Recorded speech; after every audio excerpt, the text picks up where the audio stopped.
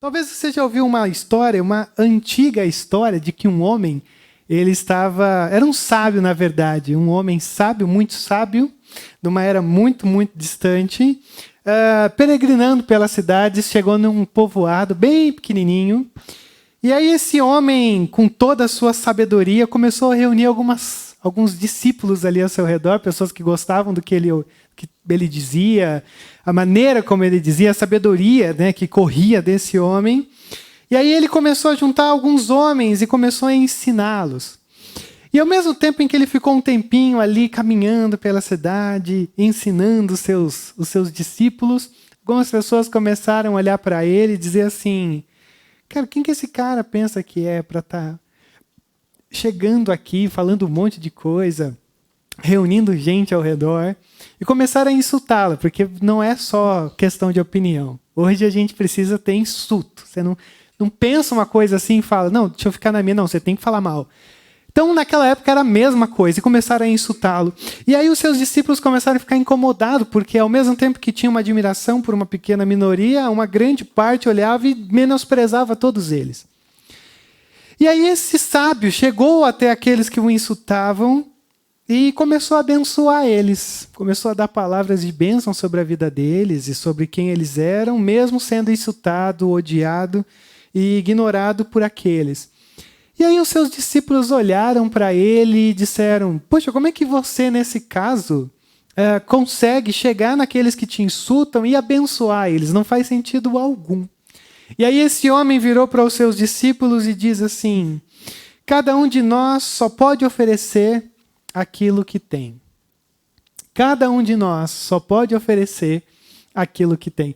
Quando eu olho para o nosso texto de Atos capítulo 3, na verdade esse é um texto que quando a gente vai lendo, talvez a pergunta que tem que ficar ecoando enquanto a gente lê é: o que a igreja tem a oferecer? O que a igreja tem oferecido no seu tempo, no local, no momento da existência dela? O que a igreja tem oferecido? Só que mais do que igreja, porque a gente às vezes pensa igreja, pensa prédio, pensa uma localidade geográfica, mais do que pensar do que a igreja tem oferecido, para mim esse é um texto que ele tira o alvo do templo, como a gente vai ver, e ele coloca o foco sobre duas pessoas que são a igreja. Pedro e João, que oferecem algo. E aí a pergunta que talvez tem que ficar ecoando para a gente é: o que eu tenho oferecido como parte da igreja? Então eu quero considerar esse texto com vocês, porque na realidade, se você conhece um pouquinho desse livro de Atos, ele é um texto, ele é um registro, na verdade, maravilhoso, porque meio que ele regula a nossa visão de igreja. Por exemplo, se eu perguntasse para você, o que é igreja para você? Cara, você ia ter um monte de coisa para falar. Não, eu acho que igreja é isso, isso, isso. Eu tenho quase certeza que quase tudo que você disser vai estar certo. Só que às vezes a gente vai se perdendo no meio dessa caminhada. Aliás, até o próprio livro de Atos mostra a todo momento o ser humano, os caras que são cabeça da igreja, tentando fazer coisa errada. Porque o Lucas, quando Lucas registra Atos, ele não esconde a realidade da igreja. Mas ele mostra assim que mesmo a gente tentando, a gente não consegue estragar a igreja. Porque a igreja é do Senhor, é um movimento do Senhor, é um testemunho do Senhor. Então é fantástico você conhecer esse livro, porque o mesmo cara que escreveu esse livro foi o mesmo cara que escreveu o Evangelho de Lucas, que é Lucas. E quando você olha no comecinho do Evangelho de Lucas, você vai ver que ele escreve essa carta do Evangelho de Lucas a um homem chamado Teófilo. E esse nome maravilhoso, a gente não sabe nada de quem é esse cara, tem algumas probabilidades e tal, mas ele escreve assim: Teófilo, estou escrevendo para ti, porque é o seguinte, eu quero falar a respeito do que Jesus fez. E aí, Evangelho de Lucas. Quando ele escreve o livro de Atos, é fantástico, porque você olha a abertura, ele diz: Teófilo, eu estou escrevendo para você a parte 2 agora do que Jesus fez. É tipo um negócio do The Chosen, pelo que está rolando aí, não sei se confirmou ou não. Primeiro é a parte de Jesus, aí é depois a parte da igreja. Se for, pelo menos isso é bíblico. Mas assim, eu tô com o Kaká também, eu acho sensacional The Chosen. Então assim, cara... desencana, para mim é maravilhoso.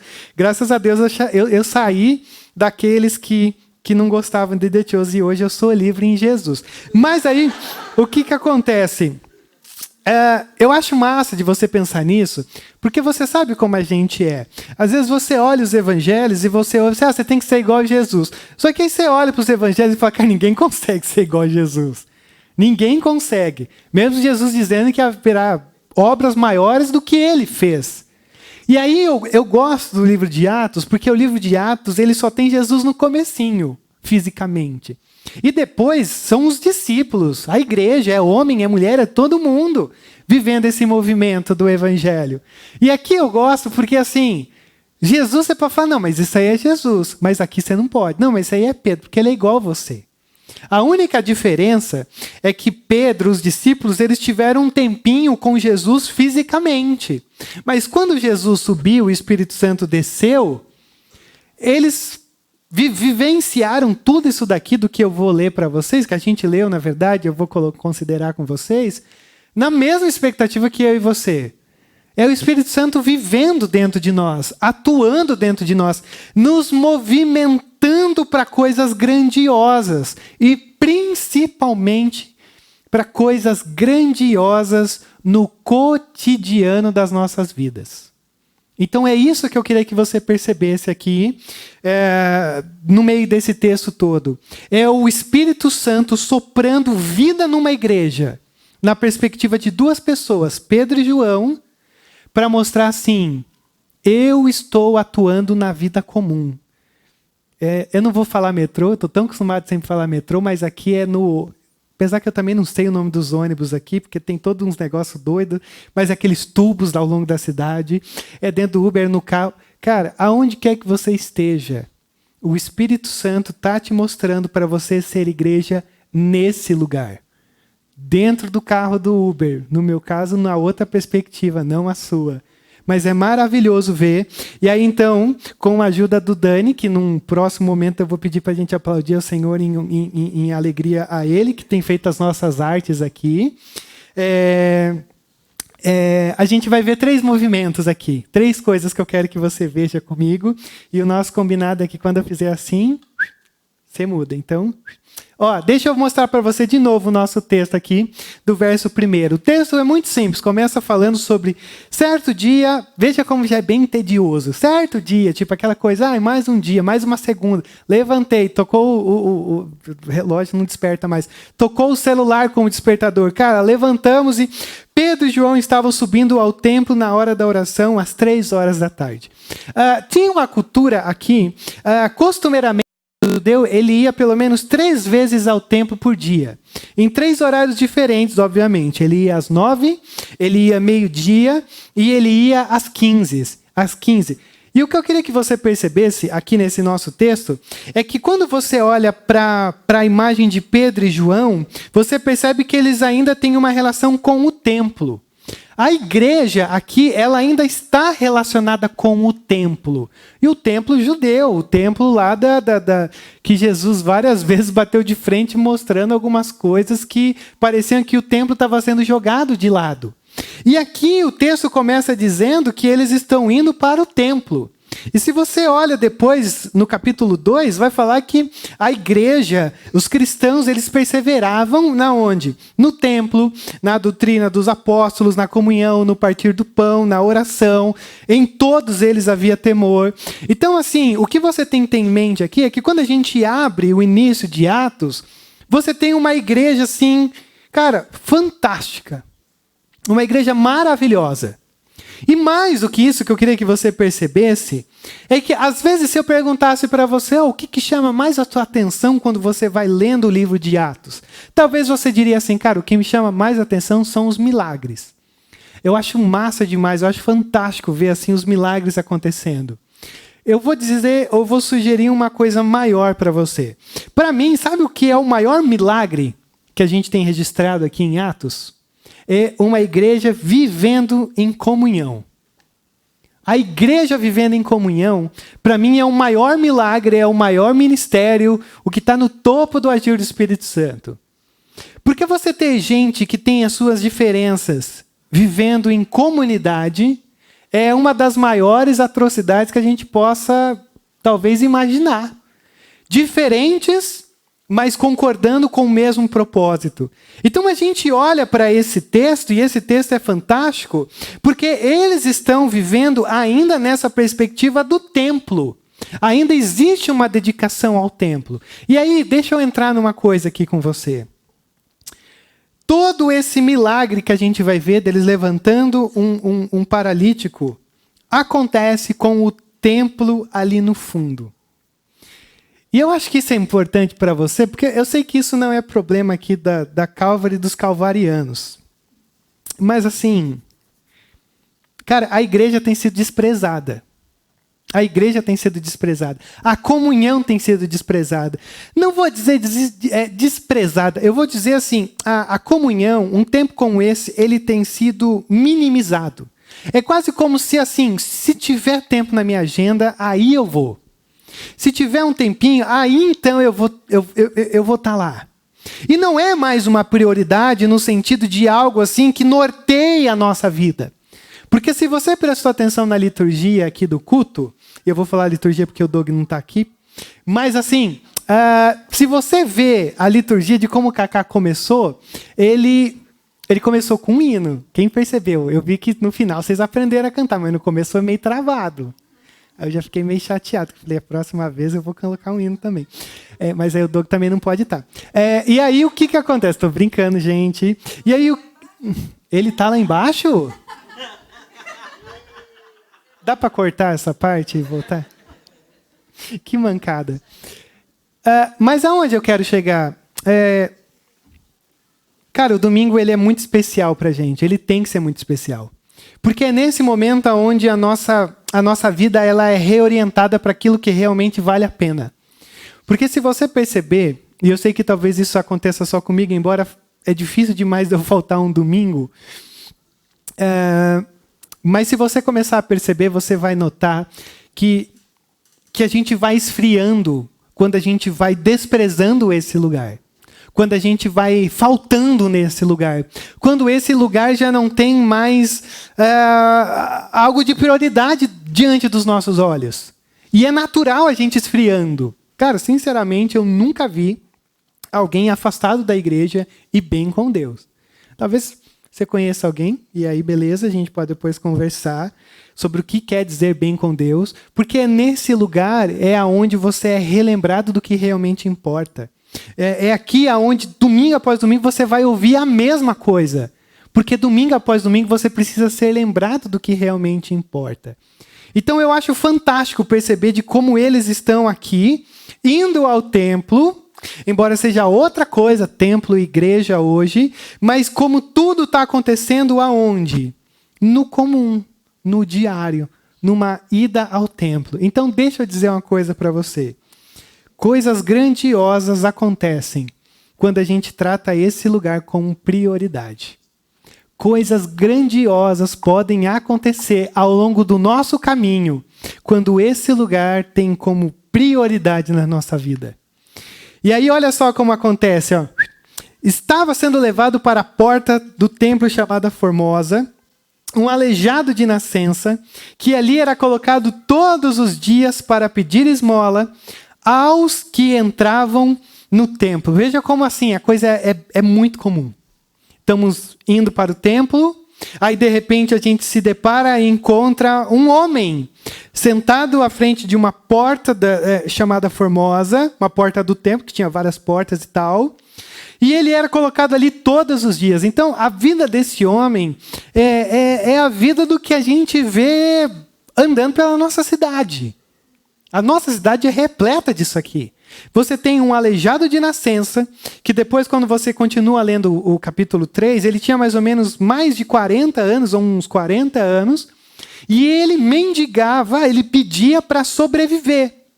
Então, por mais que você tinha aqui nesse tempo, por exemplo, alguns projetos que davam assistência para esse homem, por exemplo, o Império Romano tinha uma parte que ajudava os necessitados.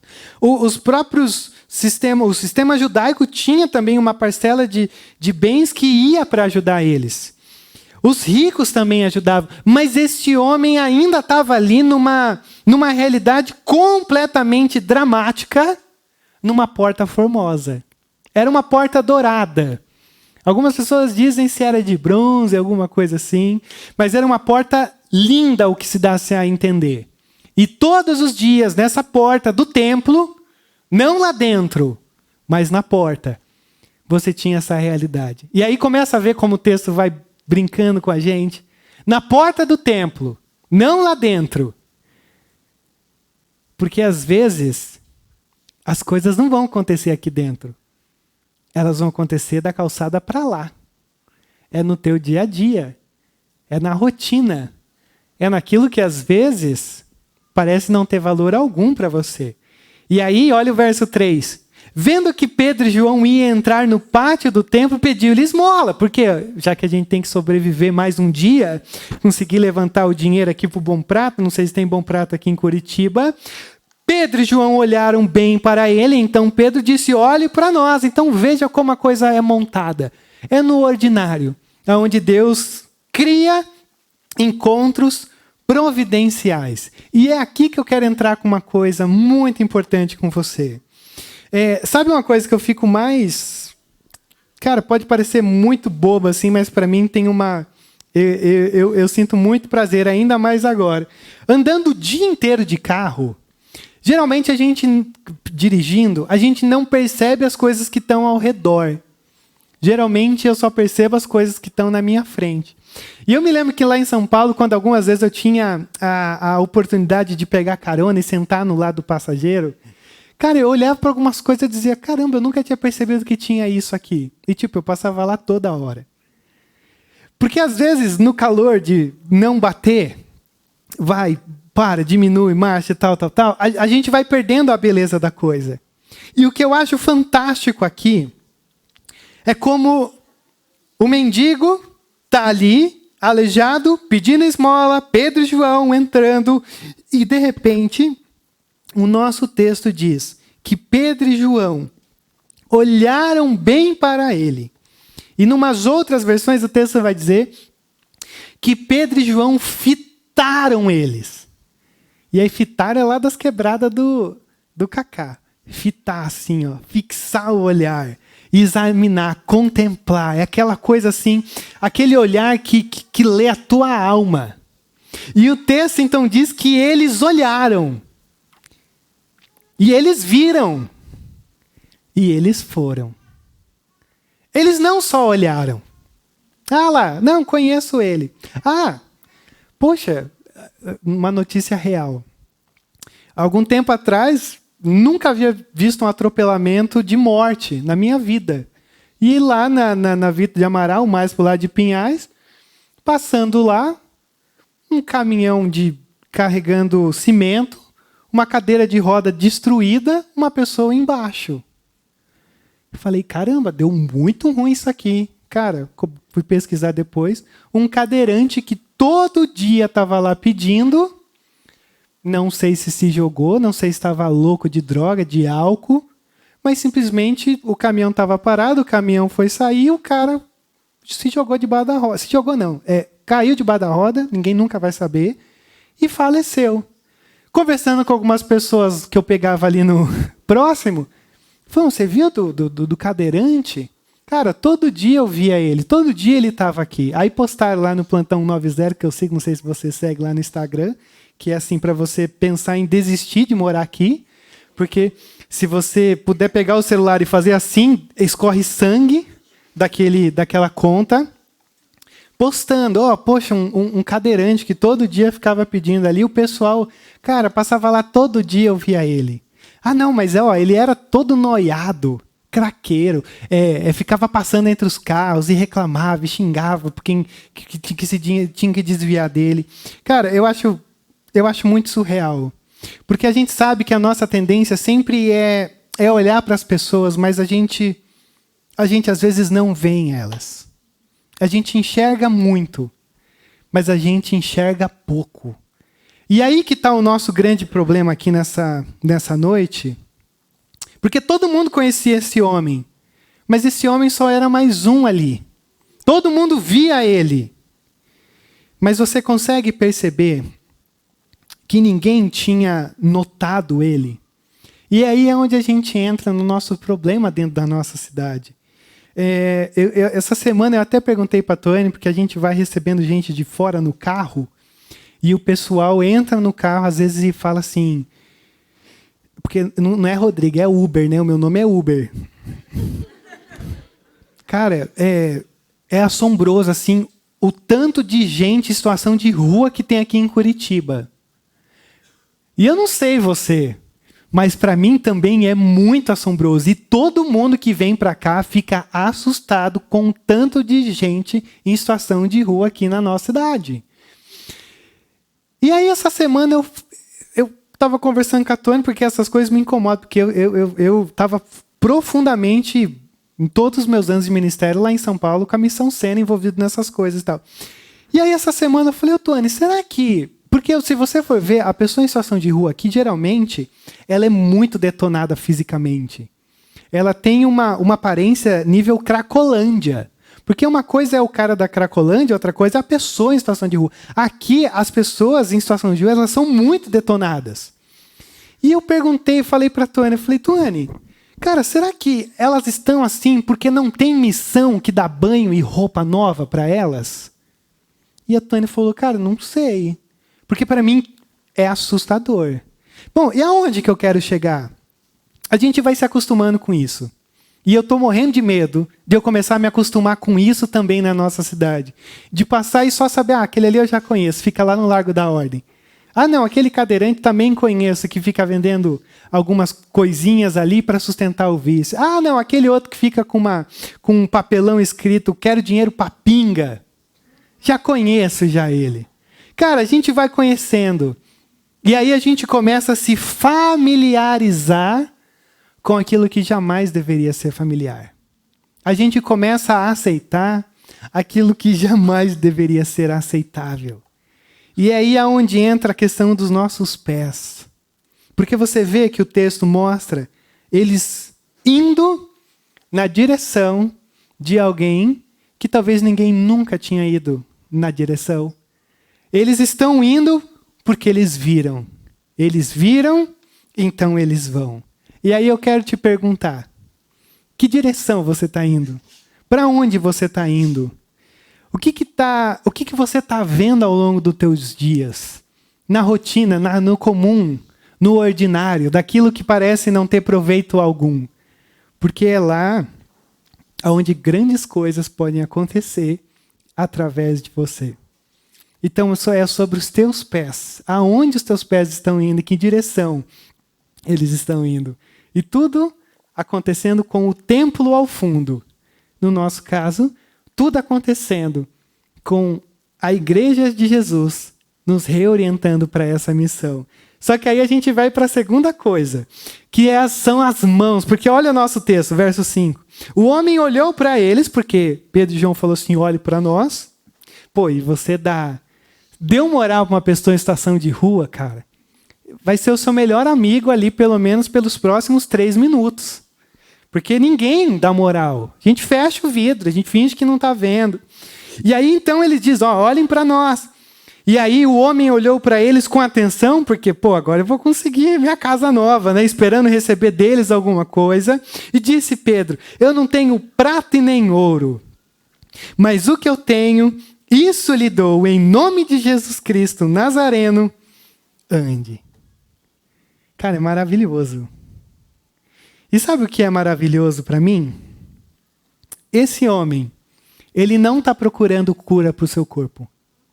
Esse homem está procurando esmola. E aí você sabe o que é mais angustiante? O homem natural, ele não sabe do que precisa. Mas ele sabe que precisa. O homem sem Deus, ele sente a necessidade de alguma coisa. E ele começa a procurar em várias coisas. Em várias esmolas aí. Mas ele não sabe do que ele realmente precisa.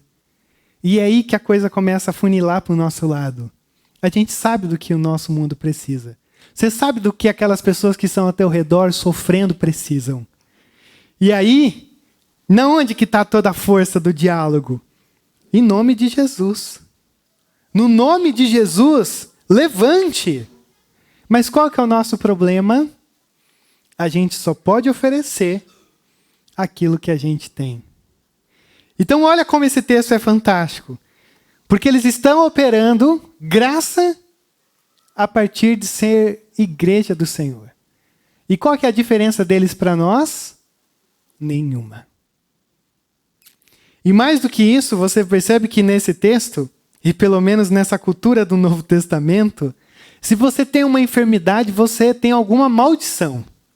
Nesse caso, é fantástico, por exemplo, você deve conhecer aquela parábola de que um homem ele apanha, ele é caído, dado como morto na rua. E aí você lembra quem que é que passa lá? Isso aqui é pergunta de escola dominical para quem é mais antigo. Quem são os três que passam ali ao redor do homem? Tem um sacerdote, tem um levita e tem um samaritano. Essa parábola de Jesus ela é muito boa porque ela ilustra bem essa realidade que eles aprenderam aqui. Porque a gente às vezes entra nessa parábola e ela tem várias lições, mas talvez a grande essência dela é o seguinte: uma pessoa dada como morta é uma pessoa que, assim, não toque, porque se você tocar nessa pessoa morta, nessa cultura israelita, você fica impuro. Então o que acontece? Doente é maldito, você não toca no leproso. E Jesus vai lá e toca no leproso. No cego, você não toca no cego. Jesus faz um negócio meio nojento, mas o cuspe de Jesus é maravilhoso. E aí, assim, passa no olho e toca. Mas você não toca, Jesus. Aliás, Jesus, aquele homem nasceu cego. Quem pecou? Ele na barriga ou os pais? Porque doença é sinônimo de pecado. Cara, o que está acontecendo aqui tem uma coisa maravilhosa.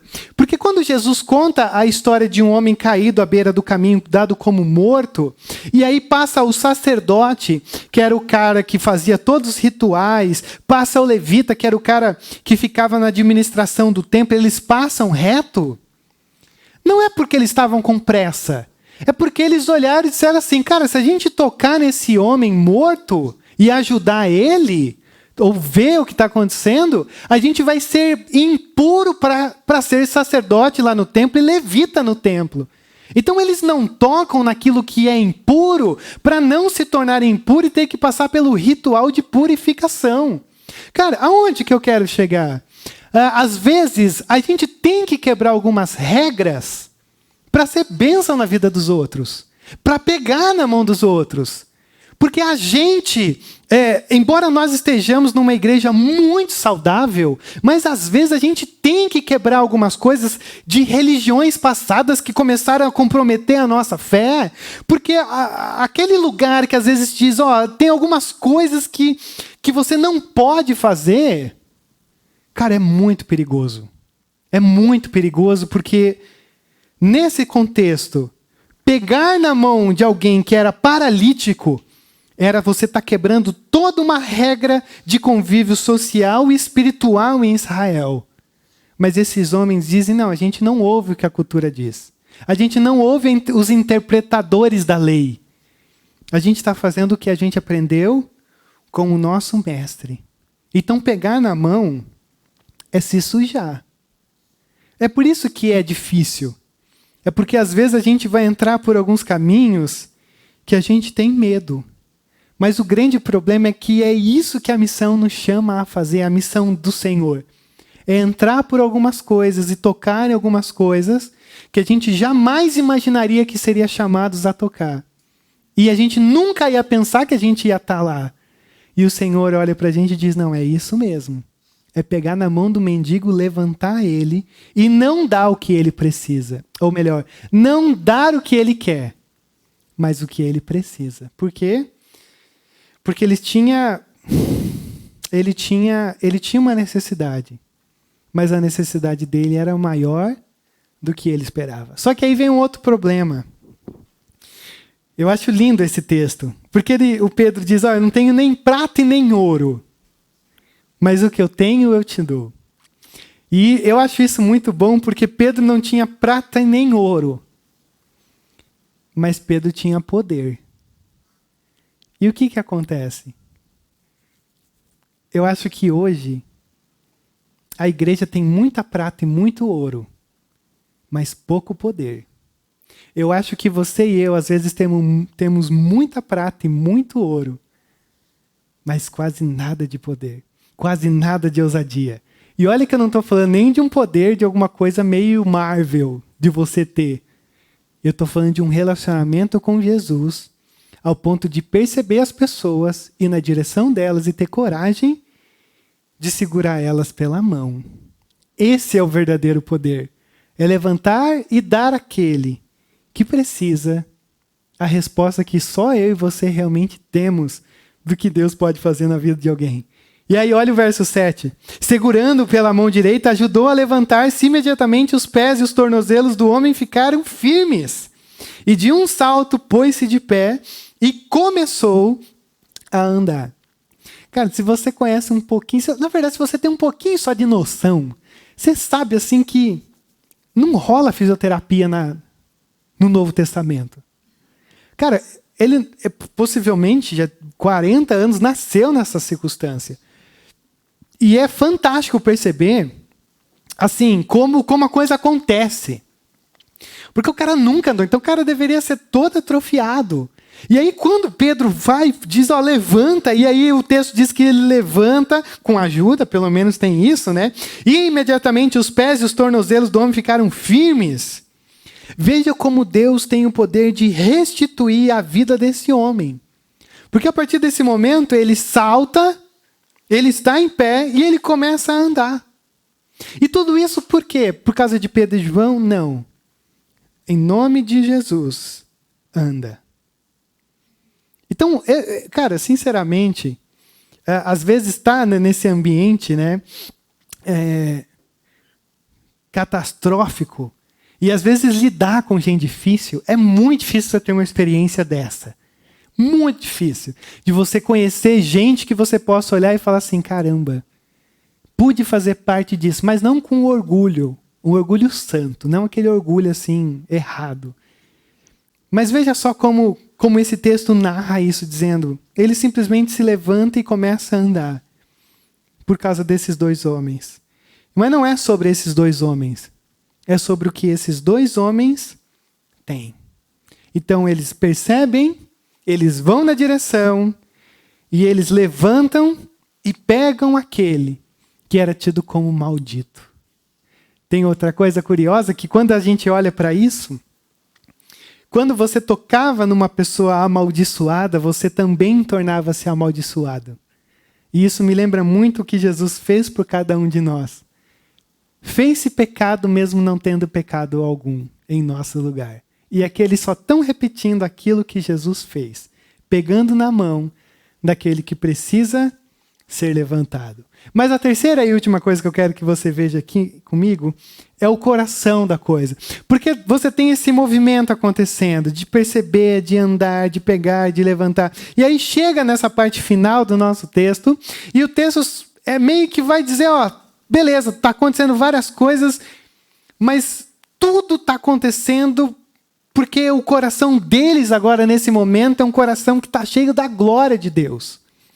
Então veja como o encaixe é perfeito. É esses pés que andam na direção, é essas mãos que levantam, porque o coração está cheio de Deus. O coração está cheio da glória, da fome de Deus, de ser um instrumento de Deus. Porque olha o verso 8. Depois entrou com eles no pátio do templo, andando, saltando e louvando a Deus. A primeira coisa que esse cara faz é, cara, vamos junto aí, porque agora eu quero participar de tudo isso. Não teve nem cerimônia de purificação, não teve nada. A primeira reação dele diante de algo tão grandioso foi, cara, meu coração agora está transbordando de gratidão a Deus. E aí o povão diz assim, quando todo o povo viu andando e louvando a Deus, reconheceu que era ele o mesmo homem que costumava mendigar, sentado à porta do templo chamada Formosa. Todos ficaram perplexos e muito admirados com o que lhe tinha acontecido. Então veja, eles olham para esse homem e falam, caramba, Deus não apenas restituiu a saúde dele, mas agora ele também espiritualmente foi saciado. Então, assim, é esse Deus que trabalha a gente por inteiro, não é só uma parte. É o homem integral, é o homem por inteiro. É Deus lidando com todas as partes desse homem. Porque a grande verdade é que ninguém pode fazer isso, ninguém consegue fazer isso. Ninguém, nenhuma instituição, por mais maravilhosa que seja, consegue tratar o homem na sua inteireza. Mas a gente pode. Não porque a gente tem o poder, mas porque a gente atua no poder daquele que está sobre nós. Então veja só. Aonde nós estamos nesse lugar? Quando foi a última vez que você participou de coisas assim tão extraordinárias num meio ordinário? Porque o problema é que às vezes a gente vai vendo as coisas passarem e a gente não faz parte delas. Porque nesse texto mostra que todo mundo conhecia esse homem, todo mundo sabia desse homem, mas ninguém nunca teve a coragem de ir lá e pegar pela mão. Porque talvez eles não tinham o poder de Jesus. Talvez eles não tinham essa ousadia de experimentar uma vida que fuja dessa religiosidade vazia e tediosa que eu e você às vezes visitamos. E a gente às vezes vive lá algum tempo. Mas deixa eu lembrar você, existe uma coisa grandiosa para a gente viver. Existe um Deus que pode fazer e nos colocar em coisas grandiosas, em missões grandiosas, em projetos grandiosos. Mas não grandiosos no sentido de ter o seu nome destacado. Grandiosa de poder ser instrumento de Deus na vida de uma pessoa que nunca está sendo notada. E que está lá contigo, ao longo dessa semana. Como diria a música, só você não viu, mas ela está lá. E aí o texto termina dizendo que, apegando-se ao mendigo, a Pedro e João, todo o povo ficou maravilhado e correu até eles, ao lugar chamado Pórtico de Salomão. Veja só a reação das pessoas. Perplexidade, falando, peraí, mas é ele? Não, mas não pode ser. Admirados, porque não, é ele mesmo. Mas aí teve gente também que ficou maravilhosa. Maravilhada. E esse é o testemunho da igreja. Vai ter gente que às vezes vai olhar para a gente e vai dizer, não, será que é mesmo? Tem gente que vai falar, caramba, é mesmo. E tem gente que vai falar, eu quero estar junto. Consegue ver que uma das coisas que mais me chama a atenção aqui é esse movimento simples da igreja. Nunca troquei ideia com eu ia falar a molecada aqui, os pastores da nossa igreja, sobre o que a gente acha sobre essas coisas de missão. Mas eu acho tão curioso alguns lugares assim das igrejas antigas que eu passava, e o pessoal falava assim, poxa, ia fazer algum culto especial, algum ensino especial. Agora a gente vai ensinar como fazer missão. E às vezes eu olhava assim e eu ficava, rapaz, mas como assim ensinar a fazer missão? Então tinha que falar assim, a gente vai ensinar como ser crente. Porque não dá para desassociar ser crente de missão. Porque missão não é uma coisa que se faz, missão é uma coisa que se vive. Porque o que está acontecendo em Atos, e acontece em Atos inteiro, e nos primeiros versos sempre vai ter essa palavra testemunho, era um testemunho. Assim, o que é um testemunho? É você replicar uma experiência que você teve. Então eles só viviam com Jesus, só estavam firmados em Jesus, na comunhão dos santos, na oração, no partilhar do pão, na ceia. Eles estavam juntos, então era natural essas coisas acontecerem. E olha só que esse texto também é maravilhoso, porque não teve mecanismos de trazer gente para a igreja. Não teve apelo, não teve, levanta a mão, não acontece naturalmente. E é óbvio que a gente não é contra isso, tem momentos que tem que ter isso. Mas veja a naturalidade ordinária desse texto. Por quê? Porque eles viram, porque eles foram na direção, porque eles pegaram pela mão, porque o coração deles pulsava pela glória de Deus. E agora aquele homem que estava abandonado na porta do templo, está onde? Dentro do templo. Aquele homem que era impossibilitado de entrar pela sua condição, agora está dentro do templo. Gente, quando eu olho para um texto simples como esse, eu vejo uma coisa muito extraordinária, porque você tem uma intervenção divina no comum. É uma interdição divina no corriqueiro. É uma intervenção divina naquilo que é ordinário. Mas isso só acontece porque eles tinham o que oferecer. E eles tinham algo para oferecer. Mas assim, não oferecer prata ou ouro. Eles tinham uma relação com Jesus. Então, para mim, quando eu olho para esse texto, o que talvez esse texto nos provoca nessa noite é: qual tem sido a tua relação com esse Jesus? Qual tem sido o teu nível de intimidade com esse Jesus? Porque quando eu fiquei lendo esse texto ao longo dessa semana, eu imaginei 4 pessoas aqui nessa noite.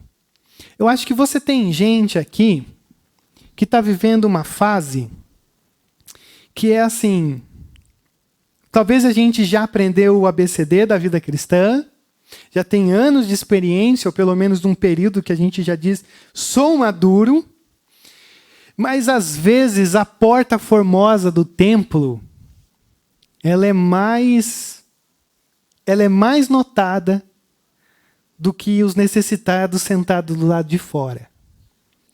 E aí eu quero falar para você, ser maduro, ter anos de caminhada, nada disso garante que você é um cristão maduro saudável. O que te torna saudável na tua caminhada de fé de anos, se é que for, é você aprender que porta formosa é bobagem nesse texto. Porque o que importa nesse texto é o mendigo que está sentado na frente dela. E é ele que é o foco. Então essas coisas estruturais são necessárias e são maravilhosas, mas são só um detalhe dentro da narrativa da igreja. Mas eu também penso que pode ter aqui nessa noite o crente, o cristão, como você quer chamar, que não tá querendo viver, ou não está vivendo essas coisas, nem procurando por elas. E aí eu quero dizer uma coisa para você.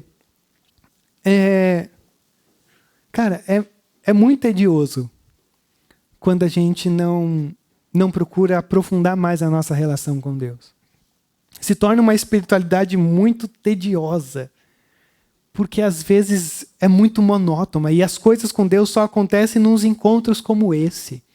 E eu quero dizer para você que isso não é o suficiente. Aqui é só para te reorientar para os encontros providenciais que estão acontecendo ao longo da tua semana, do teu dia, mas é você que não está percebendo.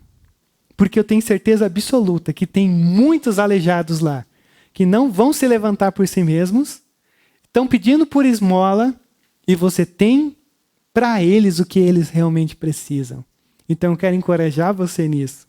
Mas eu também quero pensar com você que talvez você não seja crente, não seja cristão, pelo menos não se denomina, não pertence a uma igreja. E eu quero dizer para você que você não precisa ficar sentado na sarjeta. Você é muito bem-vindo dentro desse reino. Você é muito bem-vindo nessa igreja. E mais do que isso, você hoje não precisa entrar aqui para se encontrar com o Senhor no templo. Porque o templo somos nós hoje. O templo de Jerusalém já ficou numa outra perspectiva. Quando o apóstolo Paulo escreve à igreja de Corinto, capítulo 3:16 e o capítulo 6:19, o apóstolo Paulo ele diz assim: porque vocês não sabem que vocês são o santuário de Deus, o lugar onde Deus habita? Então você não precisa ficar sentado na sarjeta. Você só precisa reconhecer a Jesus como seu Senhor e Salvador. Porque tem lugar para todo mundo aqui dentro. Mas eu também penso que talvez tenha gente aqui nessa noite que está longe de tudo isso que a gente está conversando. Longe de tudo isso. Nada disso aqui é algo que você fala pertence a mim. E eu quero dizer uma coisa muito importante para você. Para de ficar pegando as esmolas dessa vida, porque as esmolas não vão saciar a tua sede. As esmolas não vão saciar a tua fome. Você precisa se encontrar com o Senhor da história, porque Ele sim tem o poder de saciar aquilo que você tem sentido. Então, não fique de esmola. Não fique pegando um monte de coisinha. Não pense nem na prata e no ouro. Mas vá pelo relacionamento que Deus está chamando você para ter com Ele. Porque como Nadalim disse nas minhas palavras, Nós somos os ungidos do Senhor hoje, como igreja. Nós temos esse... Me entenda muito bem como eu vou fechar. Nós temos esse privilégio de sermos um meio de restaurar todas as coisas. Porque esse é um texto, na verdade, Atos, ele vai acontecendo com esses milagres, porque Jesus está mostrando, o que eu vou fazer através da igreja é um pincelar da restauração de todas as coisas finais. Porque quando o texto continua, e aí, cara, dá uma treta cabulosa esse milagre aqui, depois você lê para ver como a religião ela trata quando você faz coisas extraordinárias no nome de Jesus. E aí depois, no capítulo 3, mesmo no verso 21, o Pedro vai dizer assim, porque nós estamos fazendo isso, porque haverá um tempo em que todas as coisas serão restauradas. Quando Jesus voltar, todas as coisas serão restauradas. Então isso daqui é só uma sombra do que virá. Então milagre não é milagre à toa. Assim, esse texto não está te incentivando a sair daqui. Fala, rapaz, na hora que eu ver lá no Cristo Rei, o Robson, que vende pano de prato 3 por R$10 na cadeira de rodas, ele vai falar assim, Rodrigo, Uber, né? Uber, vai um pano de prato hoje, Robson, não quero pano de prato, mas o que eu tenho eu te dou. Levanta. Cara, não sei se isso vai rolar. Se o Senhor chegar para mim e se aparecer uma corrida e aparecer assim, Senhor Deus, e fala assim, cara, é hoje que você vai fazer o Robson levantar? Vamos junto. Mas eu não vou chegar lá e falar isso. Eu vou falar assim, eu quero. Mas assim, dá para quebrar um pouquinho o preço? E aonde que eu quero chegar? Eu quero chegar nesse lugar onde a gente vive nesse mundo quebrado. De gente quebrada de todas as formas. O Robson, que é um cara real, está lá no Cristo Rei. Vendendo pano de prato numa cadeira de rodas. Mas todo mundo é quebrado de um jeito. E nós somos quebrados por causa do pecado que vive em nós. O pecado que traz essa disfuncionalidade do reger da vida. Por isso que quando eu olho para esse texto, isso aqui é o Senhor falando, igreja, cara, vocês podem experimentar coisas novas, desse novo reger que virá.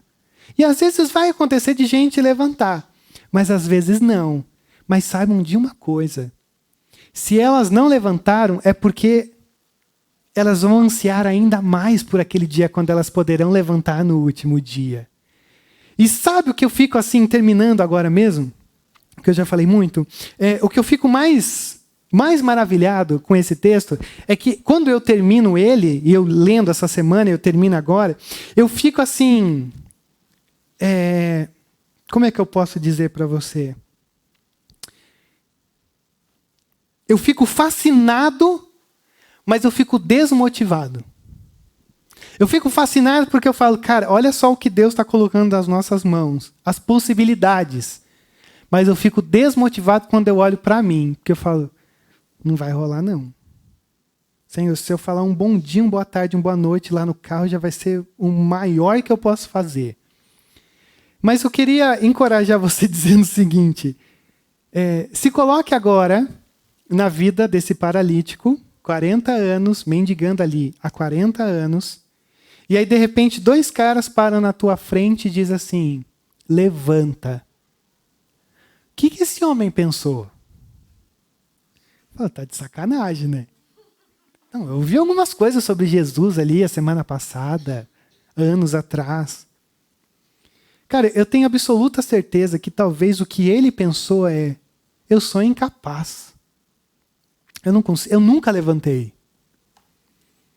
E eu queria encorajar você, fechando com esse tom, porque o que me assustaria é você sair daqui dizendo assim, agora o negócio vai acontecer. Eu quero, na verdade, que você saia daqui pensando assim, cara, eu sou profundamente incapaz de levantar outros. Mas a gente é mesmo, e você é mesmo incapaz. Mas o Deus que a gente serve, Ele nos dá a ordem e o poder para que isso aconteça. Então, se o Deus que a gente serve nos dá a ordem da gente ir indo e fazendo discípulos, Ele vai nos dar o poder para que isso aconteça também. Então, eu queria encorajar você, mesmo com medo, igual eu, mas se lançar nessa de dizer assim, cara, sim, o Senhor sabe que pode fazer muita coisa, mas tem um problema, o Rodrigo. Mas assim, passa por cima, Senhor. Faça coisas através de mim que eu perca até o controle, mas me movimente, porque às vezes está bem tediosa a minha fé contigo. E aí eu queria encorajar você então a orar comigo sobre isso. A fazer parte desse movimento da igreja, ou do igrejado, daquele que pertence à igreja, para que a gente possa experimentar esse mover, esse soprar do Senhor. Porque de Jesus você pode até falar assim, não, mas é Jesus. Mas de Pedro e João, aí você é tão indesculpável quanto eu.